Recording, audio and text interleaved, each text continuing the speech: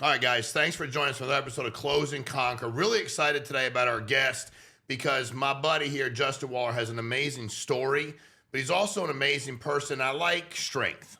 I'm going to be honest with you. I'm not going to lie to you. Like, somebody asked me the other day, what's the biggest concern you have about America? And I said, weakness. Like, I'm just concerned. I think things have changed, and I didn't grow up in that America. I just didn't. So welcome to the show, man. I'm glad to be here. Very glad to be here. We're glad to have you. Got through the traffic, made it. It wasn't that bad. Is traffic in Louisiana like it is in Miami? No, it's not. Not even it's not. close. Well, there's not enough people. So to be completely fair, and there's always a back road in Louisiana. So are you born and raised there? I was. Really? Yeah, I was born in Monroe. Really? Yep, North Louisiana. Son of a cotton farmer. My parents met at a McDonald's. They were both working at in Vicksburg, Mississippi. Really? Yeah, in '84. I was born in '85, so they moved back to Louisiana and took off from there. So Louisiana, born and raised. You got one hell of a story, and again, you're everywhere. You just shown me you're talking to Trump. His kids loving you. He's following you. I follow you. A lot of our folks I run into, they're like, "Oh my God!" And I was telling my buddy I'm having you on the pod, and he was like, "That's great. Can I come?" I said, "No, you cannot come, but they'll be on the pod and you can watch it." Yeah. So it was great. So for those that don't know the whole story, give us just a background. Because I have a million questions for you of really kind of the Louisiana. I'm born and raised. Your story, because it's really an amazing, amazing story. Yeah, you know, it's funny you say that because when I was at Mar-a-Lago the other night, I leaned over to Colby Covington and I said, I feel like Jack on the Titanic right now. You know what I mean? Yeah. So you get in these, you find yourself in these places after this long journey, and sometimes you look up or even simply reading a text message that you sent, you know, hey boys, go wipe down the car. I'm going to Mar-a-Lago. Yeah. If you'd have told me 10 years ago I was going to make that text messages, I don't know if I wouldn't have believed it, but I would have definitely been excited about it. Yeah. And so in the moment, you just smile. Mm-hmm. And so back to your question of where I'm from is I'm from South Louisiana. I grew up white trash, trailer park, and I'm super proud of that, by the way. I think that the biggest mistake that people make when they're networking or spending time around other people or letting other people get to know them is what I call leaving their boots in the suitcase. Anywhere I go in the world, I pack at least one pair of cowboy boots. Mm-hmm. And even if I don't wear them, I have to see them as a reminder to not forget that part of me that's from where I'm from, because that I find most often is the thing that makes people love you the most. Mm-hmm. Because it's pure, it's honest, it's vulnerable. It is showing who you actually are and letting that part of you come out instead of trying to be somebody for somebody else. And I find that that's a way to get accepted at the highest level. It doesn't even matter who's at the table. Mm-hmm. Anybody that's a real person that you want to be around will appreciate it. So I'm definitely from the South. That will never change, and I always bring it with me. I love that. So keep the boots. You don't forget. Nobody forgets. Louisiana, you how did you transition into this? I mean, you become one hell of a businessman. I mean, let's be clear. You built something internationally. Growing up, trailer park. When did you decide at one point in time in your life, like, hey man, I want to take a different path, or I'm going to be a businessman? I'm going to be how did that happen? In my opinion, it's all about consciousness. Most of the time when somebody doesn't succeed in life, I don't even really particularly think it's their fault. I think they didn't know. And so one thing that I'm always talking about when I'm speaking is looking for more consciousness. When I was in 8th grade, we had a house fire. Somebody in my house knew how to get insurance money. We'll put it like that. And well, it's still a house fire. Yeah, it was bro. And look, she nailed it. Nailed it, bro. There was nothing left. Do it right, She dude. did it right, That's bro. a good claim. I'll give her that, bro. And what ended up happening was my stepfather worked for a metal building company. Okay. And the owner of that company found out about the fire and gave us a place to stay for a week. So I went from where I was into a neighborhood like I had never seen before. They took you in, like move into our house. They moved us in for a week so we could find an apartment. What ended up happening, we just put another trailer on the property next to where the other place was. Yeah. So, but when I went into that house and when I drove into that neighborhood, or we rode into that neighborhood, I was exposed to a consciousness that I had not previously been exposed to. I'd never been in a neighborhood like that. Looking back, I suspect there might have been a lawyer in there, or a doctor, or another business owner, or an entrepreneur. And the way I think it hit me and didn't hit my siblings was that consciousness. You know, the guy had a basketball court in his house. Yeah. You understand what I'm saying? I do. Like, so I saw it and it hit me that construction people make money. Mm-hmm. And I kind of already knew that because anybody that ever had any kind of nice pickup truck in our neighborhood was in construction. He was just like a foreman or a supervisor or something like that. This guy owned the company that my stepfather worked for. And somewhere in that week, that consciousness was exposed to me because it was already kind of validated on a smaller form in the neighborhood I was in. And then it hit me that construction could be the way to go, particularly in the town I'm from. It's a blue collar town. Baton Rouge is very blue collar, you know? So I saw that for the first time. And then I started thinking about what I didn't want to be. And I think everybody has that, particularly growing up in a household that they're not super proud of, or they're not happy with the situation that they had. But you can either go one or two directions. You can either become what you experienced, or you can make the decision that you want to go away from that. And so between consciousness and making the latter of those two observations, the decision to go away, I chose to use sports as a vehicle to get me out of my town. And so that's what I did. I went and played college football. During that experience, I studied construction management because I was told that I could make $100,000 a year one day, have a 401k and a truck allowance. You were fired up. Bro, what? My biggest goal was to live in one of those houses that had bricks on it and no wheels, you know? And so, you know, like looking at my family, nobody really made over $50,000 a year. Nobody had gone to college. Yeah. And by the way, nothing against them. Correct. Another mistake I think young men particularly make is they judge their father based off of information that he did not have. And so I'm very particular when talking to young men that look at me as their hero to make sure that they understand that their father has a really difficult life as a man as well. Correct. And he has information or doesn't have information that you have. Correct.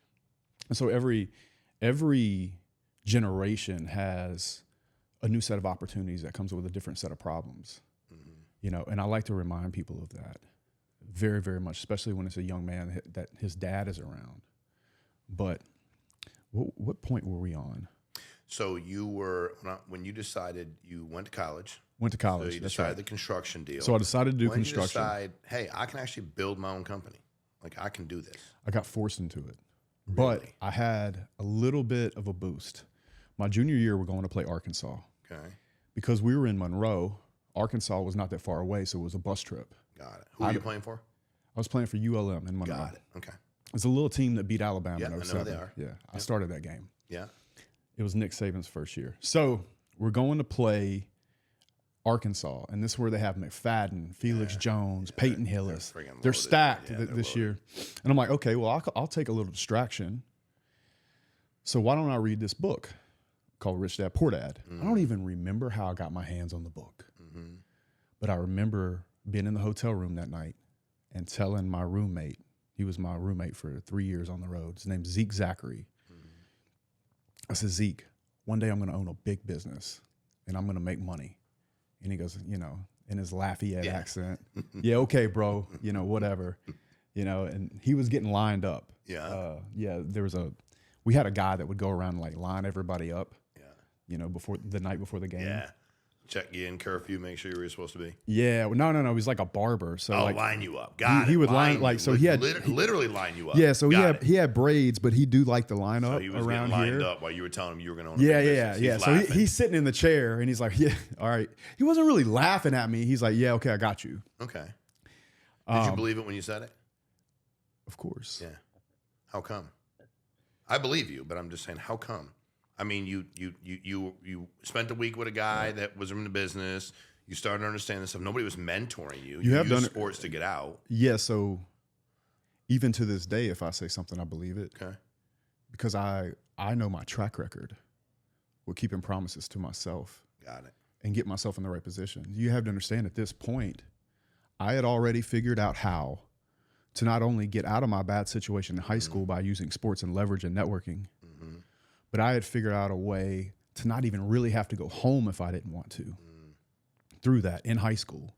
Then get close enough to the coaches, become a good enough athlete, work hard enough to put myself in a position to go earn a scholarship.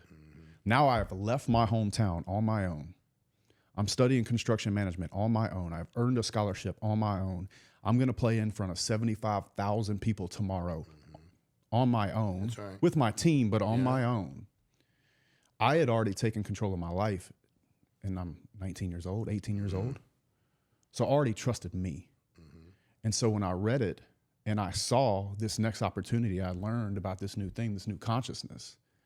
I had already made so many things go from consciousness to reality that I never thought about doubting myself. And so when I told him that, he said, yeah, okay. But to answer your question, I did think I was going to land in Dallas first. Okay. And one of the best things that could ever happen to me in my life, if I look back at the time track of my life, one of the best things that ever happened to me is that I graduated college in 2009. I was at the end of that cycle, that crash, and it hurt me because I was waiting tables and doing construction during the day. I was waiting tables at this place called Texas de Brazil in Baton Rouge, and I was doing metal buildings during the day. Okay. And I was... You were doing the work. Yeah, physically. Yeah. I was packing sheets. I was it. packing panels. Got it. Yeah, I was just grunt. Got it. On metal building jobs. I had done that my whole life. Yeah. I think the first time I walked on a construction job, I was like 12, 13 years old. With your stepdad.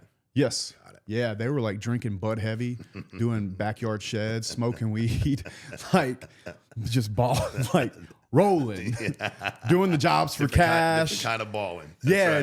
They were low key balling though. Yeah. They did well. Yeah. And it was really hard on me because I had essentially done everything that I was told I needed to do. And when I joined the construction management school, they told me it's 100% job placement. You will get a job. Pretty good odds. Very good odds. And to be fair to them, I it was timing. And so what ended up happening is I went to work for this company called Austin Bridge and Road. I dug ditches for 6 months until the project ended in a little town called Bastrop, Louisiana. Then I drove back to Baton Rouge, started waiting tables at Texas de Brazil. And I had that thought about, well, if I'm not going to be able to get a good job, I might be able to create what I had read before in that book. And so I went to the contractor's licensing board and I found out what it would take to apply for my license. And I needed a net worth of $10,000, which honestly, if you would have scrubbed all of us up, we would have owed money. Let's be fair. So what I did is I said, I have to make bigger money. I have to find a way to make money.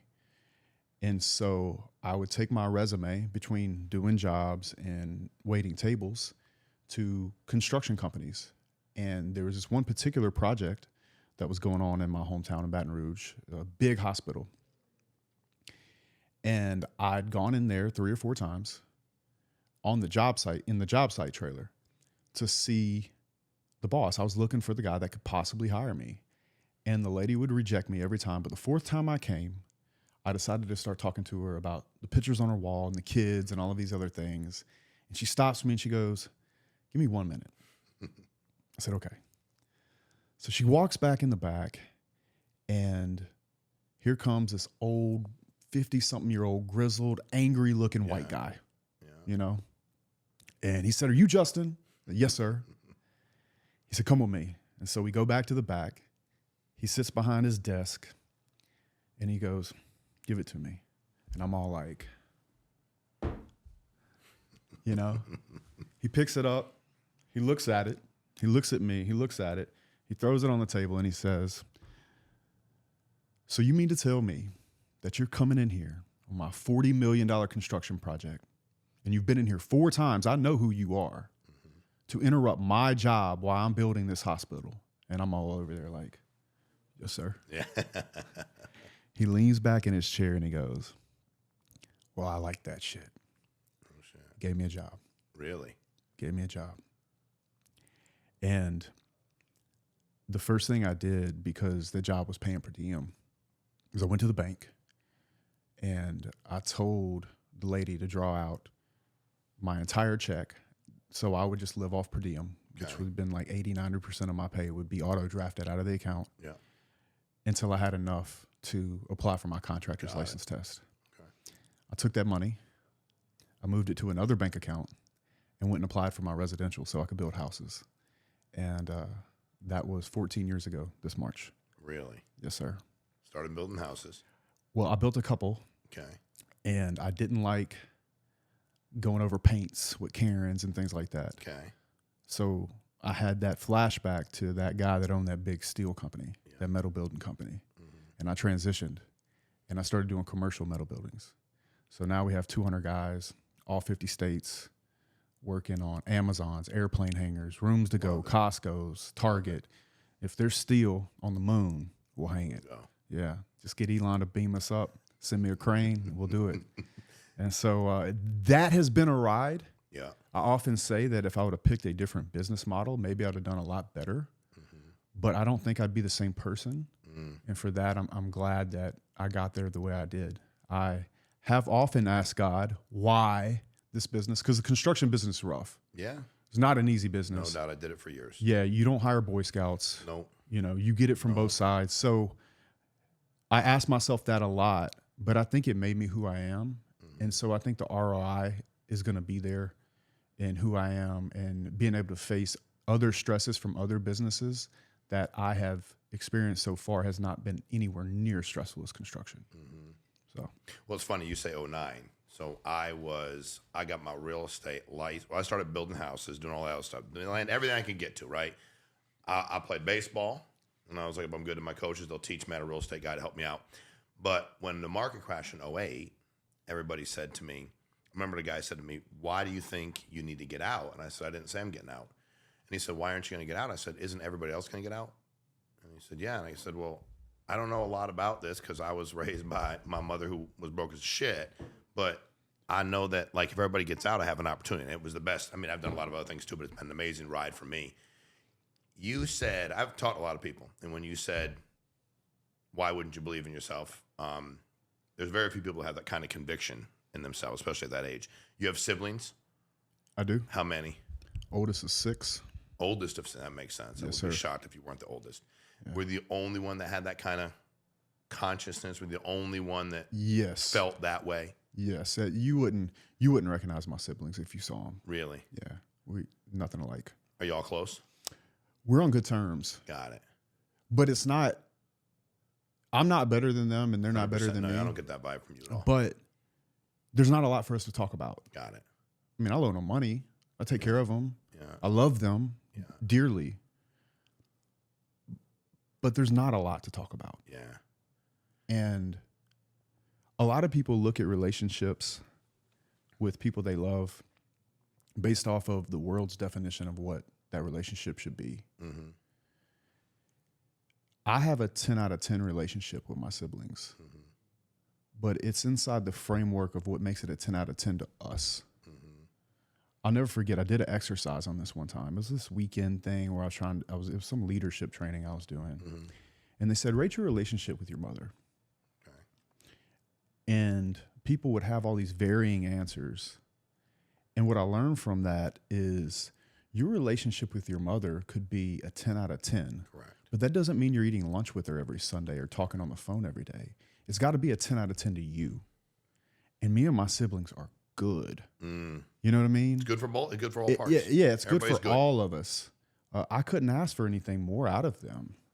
You know, they show me a very high level of respect when I walk in a room. Which, by the way, I don't need. They could also call me a dickhead and I'd laugh. 100%. Like I'm not too serious around them. We're very different. We live very different lives. We have very different goals. One thing that I hold close to my heart is I know that they very much look up to me, and I try to be as graceful as I can with them. And when we can get together, I pull them all together, and we all eat and laugh and cut up and joke. And they like to remind me of things I used to do when I was younger, you know, and it's good. It's good. I love them very much. Just not a lot to talk about. Correct. You know, outside of very surface level things. What you have, what you're connected on. I love what you said about, because I work with a lot of younger people. You know, I live insurance deal. I sold 4 years ago. I'm still very involved with 35,000 people, and the average agent's well under the age of 30.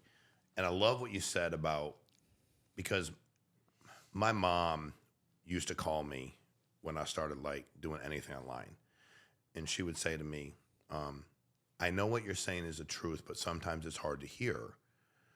And I'd say, well, why is it hard? First of all, why is it hard to hear? I'm just asking because I love my mom with all my heart. And I kind of like what you said. I have a 10 out of 10, but we talk when we talk. Right. We're totally good. And she said, well, when you talk about subsidized apartments and how we were, and I said, Mom, I say that out of respect for you and how hard you worked as a single mom, but we don't share the same concern about being judged. I don't share that concern. Like I have reverence for what you did for me and my brother. But I love what you said about saying to young men, hey, like, dude, don't be hating on your dad. Like, don't demonize your dad. Can you, because you do a lot of building up young men. They want to get a better life. Yep. They look up to you. But I love, can you expand more on that? Because that's huge. Because a lot of people will, for lack of a better word, shit on everybody. They'll find somebody and go, shut everybody out of your life. They're all idiots. And it's like, dude, that's still his dad. Right. You know, can you expand a little bit more on that? Because I think that's, for me, as I'm listening, I'm like, dude, I'd love you to, like, my kid was watching, I'd be like, good. I mean, damn, Trump's kid's watching is good enough for him, right? Right. Expand a little more on that, because that's a really important thing, to not disrespect your dad based on what he hasn't accomplished in your eyes financially. And I mean the kid's eyes. Right. So the big risk is that you're dealing with somebody's son. And I don't want to create a scenario where a father who puts his blood, sweat, and tears into that boy has a scenario where his boy or his son feels like I'm somehow better, or his father should be more like me, or his father's not enough. His father put him in a position to cut the fucking power on to watch that damn video I made. 100%. And what his son needs to understand is that he has information that his father very likely did not. And that does not make his dad weak. That means his dad grew up in a time where that was the best option. That was the best play for him. And he's doing everything in his power. And I can assure you, as a man, you know this, you have kids, he's doing everything he possibly can in his power. So there's no planet where I'm going to sit there and allow a young man to put his father down while he pedalizes me. I don't want that young man following me. Correct.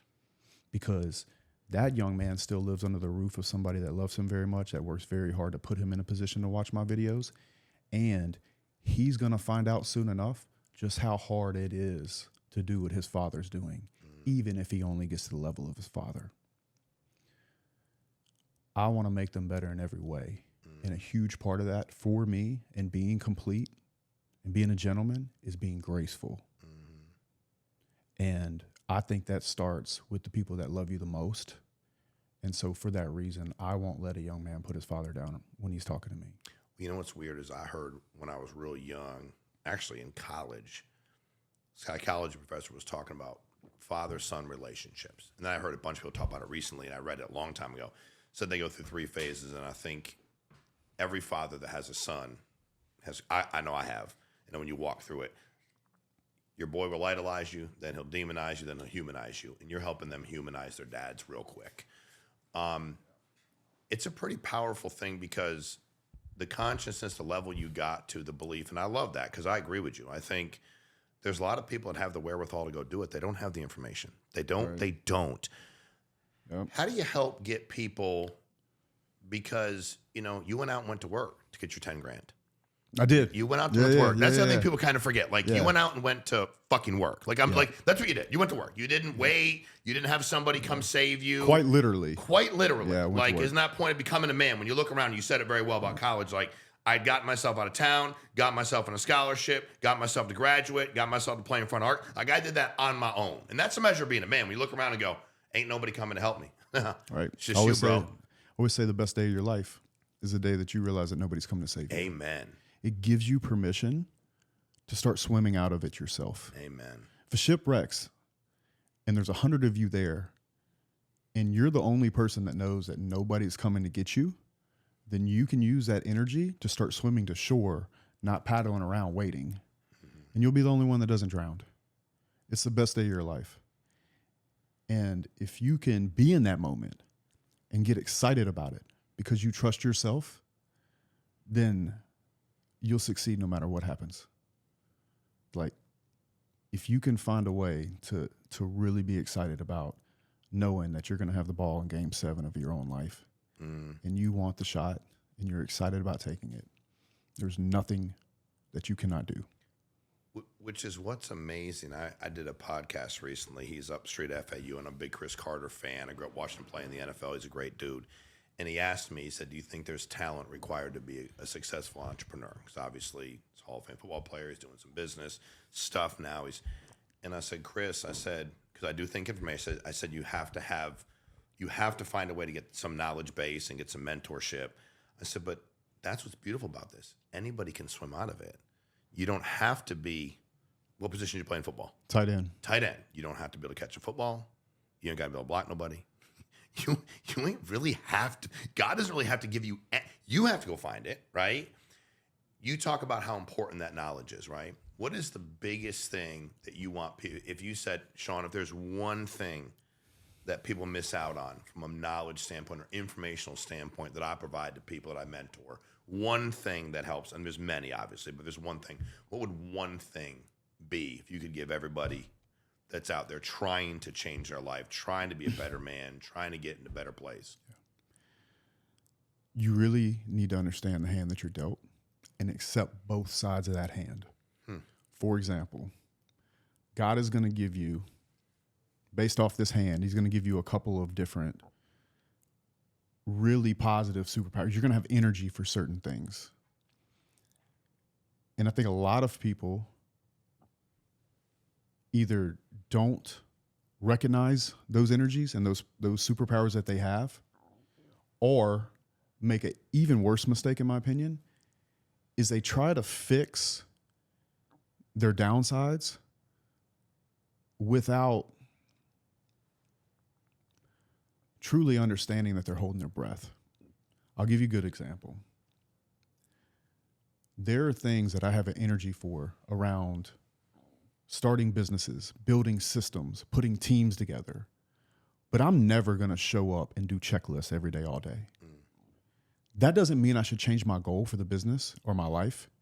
That means that I need to go find somebody that was dealt a different hand than me, that has a different superpower from me, plug them into that weakness or that shortcoming, and build that bridge to my goal. It's not about me becoming the most effective person in every category for my whole life. That's 5 aces. You very likely didn't get dealt 5 aces. You got dealt what you got dealt, and you have to play life and business with the hand that you're dealt, and your strategy should be based off what you're dealt. And then you have to add in the other parts that you didn't get and actually be okay with it. And I think a lot of people don't do that.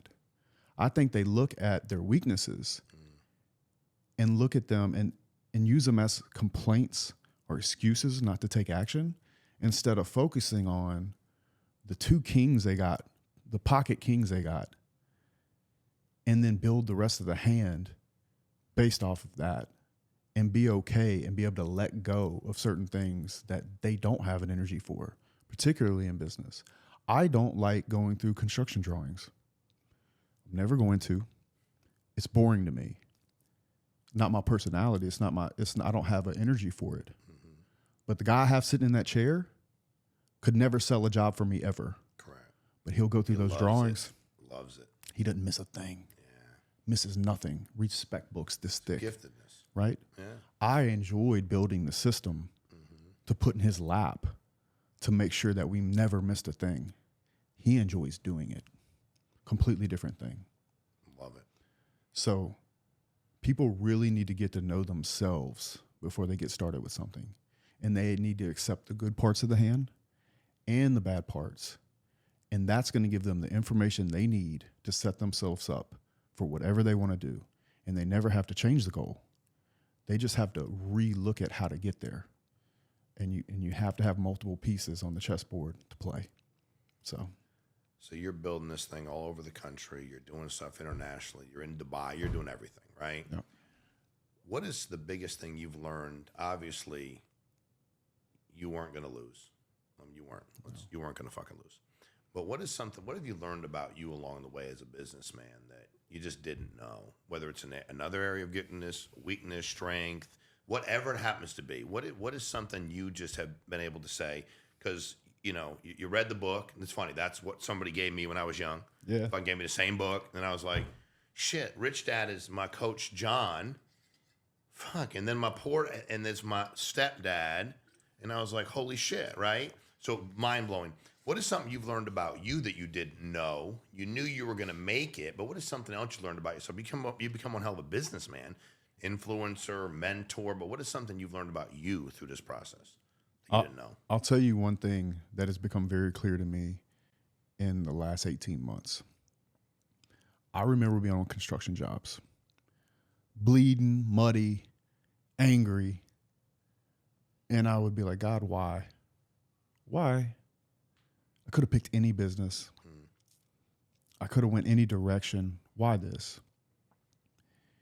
And it wasn't until I'd say the last 18 months to a year where I really realized why I spent over a decade not doing social media, not having some flashy business, not having an agency. What I realized is that I was becoming the man I needed to be when the opportunity arose. A lot of people message me and they tell me, I'm going to meet you one day, or I'm going to be hanging out with you guys one day. And maybe they will, but they won't if they're not building the person Correct. that often takes a decade to build before they walk in the room and shake your hand. I didn't understand why my life was what my life was, or why I was stumbling on the real estate and the construction, and I'd make a bunch of money and lose a bunch of money, and I almost went bankrupt plenty of times, taking second mortgages out. I didn't understand why I was going through those things until I started getting asked on podcasts because I'd built a real business in the real world. And when I walked into that room, I was ready to meet the people that were there to meet me. And I knew who I was. And to be honest with you, because we built such a huge platform in the last 2.5 years, I think it was the 10 years previous or the 12 years previous that set me up to be ready for that opportunity. And so for anybody that watches me, I'd want them to know you're getting ready right now for an opportunity to shake somebody's hand 10 years from now that might just put you on. And so get to work. Understand that your struggle is not being wasted as long as you can see the bigger picture of the man that you become. Because when you become that man and you walk in any room, it's undeniable. You don't have to tell people. They know. So just keep chopping wood, know that opportunity's coming, and prepare like it'll be there tomorrow. I'm gonna tell you something, man. I talk to a lot of people, and I don't listen to a lot of people. I don't want to lie to anybody. I don't. There's a few requirements for me. The person has to have built something on their own. They have to. It doesn't make you a bad person if you didn't, but I'm not going to sit down and spend my time taking the information. They have to have done the work too. They have got their hands dirty. They have to. I had a guy grab my hands one day and was like, your hands are callous. I went to a bank to get a loan. And the guy literally 80 years old. It was weird. He's like, I'm like, what do you, he's like, all right, man, you're a worker. You can talk to us. You're smart, but you're also a worker. So you did it. I love what you're talking about. Got a lot of depth, and I just love you sharing. I mean, first of all, I really appreciate you getting on because it served us. But it's also truly inspiring and empowering because it's real. It's factually based. And actually, like, I didn't know you, we hadn't met. Right. You actually genuinely care. Oh, bro, of course. No. Well, dude, a lot of people until you meet them. I mean, let's be honest. You don't know until you don't. You don't know. I mean, I agree with you now. And if you didn't, I wouldn't say you did. You get to know me. I wouldn't do that. I wouldn't be a prick and be like, but I wouldn't say he does. You do, which is why people are listening to what you have to say. And for me, man, it's been great. And I can't wait to do more of it because you've been a really good dude to connect with. And you bring a lot to the table. So I'm sure you already do. If you don't follow Justin, find him. He's everywhere. Don't miss him. I'm a huge fan, so I appreciate that. It means a lot to me. And I mean it, brother. It's Thank you. Been great to have you here. And guys, if you love this episode, which I know you did, you couldn't not love it with Justin on, please like, subscribe, share. Find him. He's everywhere. I'm going to find you again. We're going to do more. Get yourself to Miami. So we can hook up. I'll come down, pick you up. We'll go to the game. We'll do whatever we got to do. Sounds good. It's been purely an honor. I mean it, brother. And a privilege. Thank you, man. Appreciate y'all. Guys, thanks for your time. Thanks for jumping on again. See you on another episode of Close and Conquer.